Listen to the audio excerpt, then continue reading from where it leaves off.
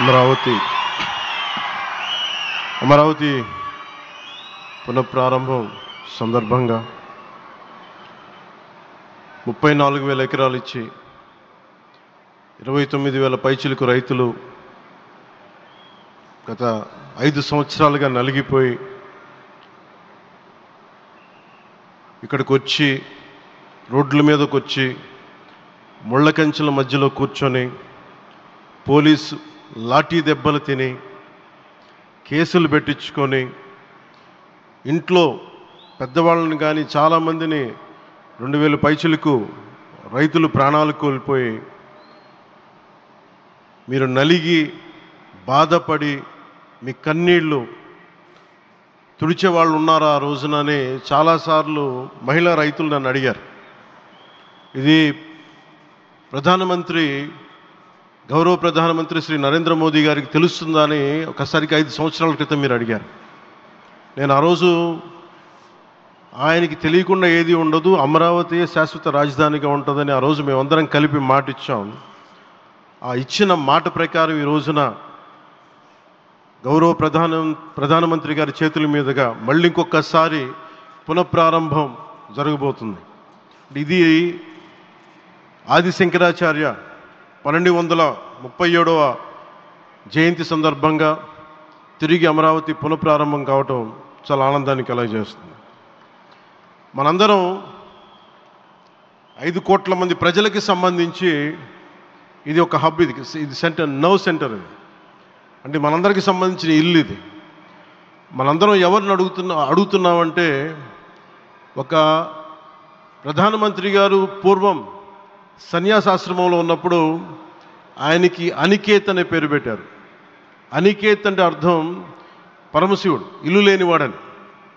అలాంటి ఇల్లు లేనివాడు, కుటుంబం లేనివాడు 5 కోట్ల మంది కుటుంబాలకు, 5 కోట్ల మంది ప్రజల కోసం, ఎన్ని కోట్ల కుటుంబాల కోసం మనందరికీ రాజధానిలో ఒక నగరం నిర్మించడానికి, ఇల్లు నిర్మించుకోవడానికి ఇల్లు లేకుండా 140 కోట్ల మంది ప్రజల బాధ్యత తీసుకొని కశ్మీర్ నుంచి కన్యాకుమారి వరకు, అక్కడ కామాఖ్య నుంచి ద్వారకా వరకు ప్రపంచమే, మన దేశమే తన కుటుంబంగా చేసుకుంటూ ఈ భారతదేశమే తన ఇల్లుగా చేసుకొని తిరిగి పునఃప్రారంభానికి విచ్చేసిన గౌరవ ప్రధానమంత్రి శ్రీ నరేంద్ర మోదీ గారికి మనస్ఫూర్తిగా మన అందరి తరపున, ఆంధ్రప్రదేశ్ ప్రజలందరి తరపున, అమరావతి రైతాంగం తరపున, ఆడపడుచుల తరపున వారికి చేతులెత్తి హృదయపూర్వక నమస్కారాలు తెలియజేస్తున్నాను. దివిసీమ తుఫాన్ వచ్చి అందరి ఆశలను తుడిచిపెట్టేసినట్టు గత ప్రభుత్వం రాష్ట్రం మరియు అమరావతి భవిష్యత్తుని తుడిచిపెట్టేసింది.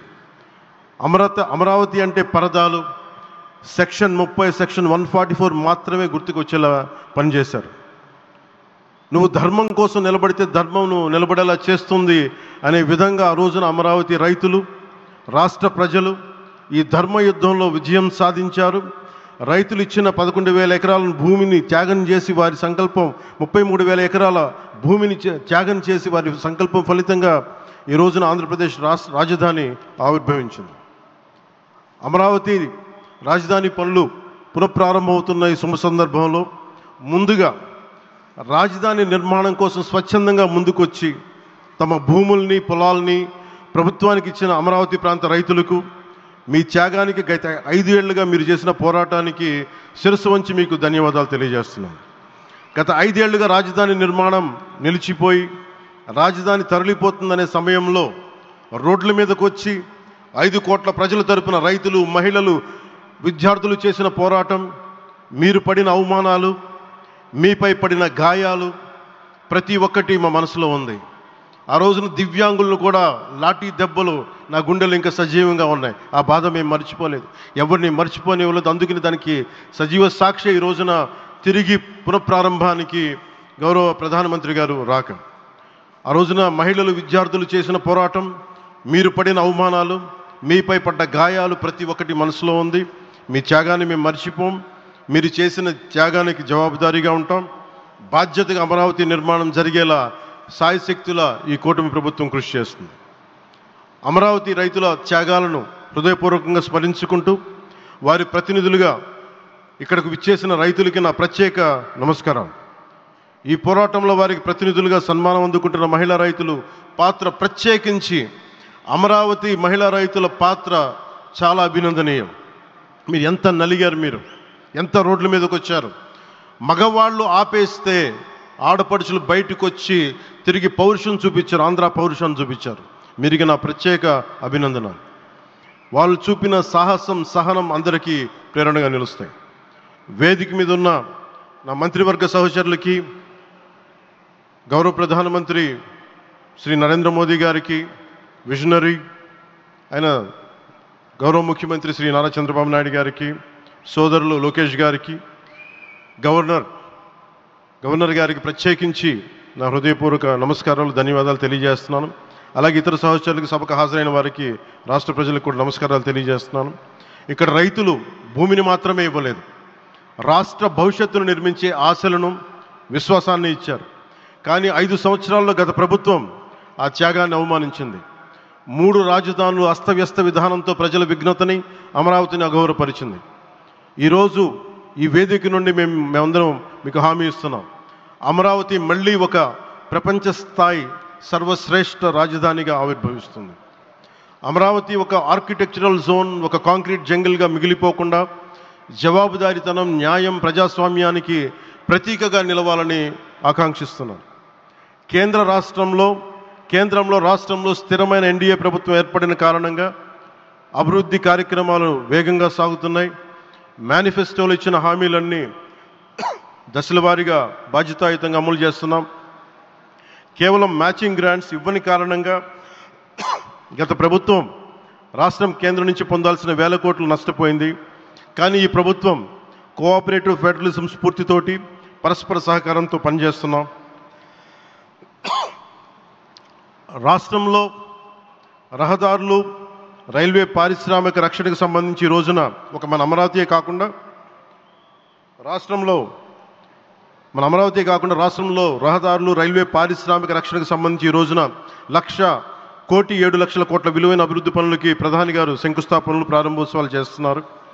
రాయలసీమలో గుంతకల్ రైల్వే, గోరంట్ల హైవే లాంటి వివిధ కార్యక్రమాలకు, ఉత్తరాంధ్రలో పిఎం ఏక్తా మాల్ లాంటి వివిధ పనులకు ఈరోజు శంకుస్థాపన, ప్రారంభోత్సవం చేస్తున్న ప్రధానమంత్రి గారికి నా హృదయపూర్వక కృతజ్ఞతలు. నేను అవనిగడ్డ ఎన్నికల ప్రచారంలో హామీ ఇచ్చిన దానికి అనుగుణంగా మనందరి ఆశలు మనకి ఆశించిన విధంగా నాగాయలంకలో మిస్సైల్ టెస్ట్ రేంజ్కి ప్రధానమంత్రి గారు ఈ రోజున శంకుస్థాపన జరగడం నాకు చాలా సంతోషంగా ఉంది. Now with Honorable Prime Minister Sri Modi ji and Honorable CM Sri Chandrababu Naidu garu, and together again Amravati will surely become a world-class capital, a 360-degree growth engine for all of Andhra Pradesh. Our youth will no longer have to leave for Bangalore, Chennai or Hyderabad. Soon Andhra Pradesh will create jobs for our people and attract talent from across the nation and the world. దీనికి అమరావతికి ప్రత్యేకించి ఒక వ్యక్తిని మనం స్మరించుకోవాలి. రాళ్లల్లో, రప్పల్లో ఒక మహానగరాన్ని చూసిన వ్యక్తి, ఒక 20 సంవత్సరాలు ముందుకెళ్ళి చూసిన వ్యక్తి. అలాంటి నాయకులు మనందరం కోరుకున్నట్టుగా ఆయన వెనంటే ఆయన ఉండాలి, ముఖ్యమంత్రిగా ఉండాలి అని మేము ఆశించిన విధంగా ఆయన ముఖ్యమంత్రి అయ్యారు. ఆయన సైబరాబాద్ అనే సిటీని ఎలా నిర్మించారో, ఎంత అద్భుతంగా రూపకల్పన చేశారో, అమరావతి అనే ఈ క్యాపిటల్ని కూడా ఆయన అపారమైన అనుభవంతో, ఆయన దక్షతతోటి, ఆయన గవర్నెన్స్ కేపబిలిటీ తోటి, అడ్మినిస్ట్రేటివ్ కెపాసిటీ తోటి ఇది అద్భుతమైన మహానగరంగా తీర్చిదిద్దుతుంది. ఇది ఆంధ్రప్రదేశ్కే కాదు, భారతదేశానికి తలమానికంగా అవుతుందని మనస్ఫూర్తిగా నేను ఆశిస్తున్నాను. అలాగే ప్రత్యేకించి ఈ రోజున మనం ప్రధానమంత్రి గారిని చాలా లోతుగా మనం అర్థం చేసుకోవాలి. ఈ రోజున కశ్మీర్లో దాదాపు 28 మందిని చంపేశారు.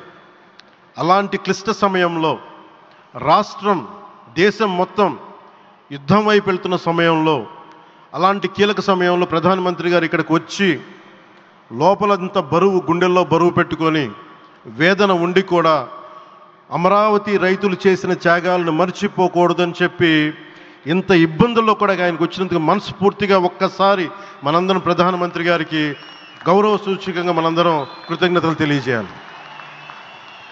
The Pahalgam terrorist attack has been one of the darkest days for the entire country. Even the blood was spilled in Kashmir. The blood spilled in Kashmir, it created tremors in the entire nation.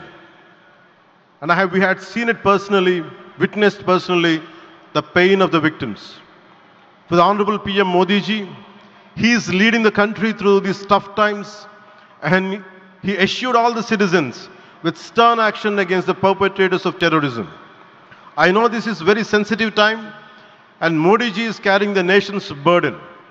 Amidst this tremendous difficult movement, Modi ji still gave time and came today to Amravati. This shows his deep commitment to Andhra Pradesh, to the people of Andhra Pradesh, and we are deeply grateful to you, sir. May Lord Bhavani, మన కనకదుర్గమ్మ ఆశీస్సులతోటి వారికి బలాన్ని ఇవ్వాలి, శక్తిని ఇవ్వాలి, మనందరం ప్రార్థిద్దాం. May Lord Bhavani Mata give immense strength to our Honorable Prime Minister Modi ji to lead our nation and bless Bharat, Andhra Pradesh and Amravati. Jai Bhavani, Jai Bharat and Jai Hind.